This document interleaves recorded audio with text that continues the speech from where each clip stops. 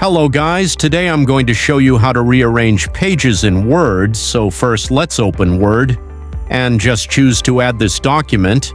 We have headings here. Let's add some text, body text for example. Add a body text. So first of all, you need to add this heading as our page heading. So let's go to Home and just select this font size. For example, it's at 16. If you go to Design, you can select this also. So let's get back to Home. Choose Heading 1, Heading 2. You can choose any heading that you want. Let's put Heading 2 here, so select Heading and increase font size.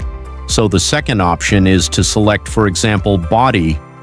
Here, go to View and Print Layout and choose Web Layout. So, slide to slide, you can select here Slide to Slide Pages. So, you get the idea, guys. You can add a navigation pane. Let's add the navigation pane, heading 1. So, this is heading 2. Pages, you can add pages. This is pretty much it, guys. You can add, heading 3 also. If you found this video helpful, don't forget to like and subscribe.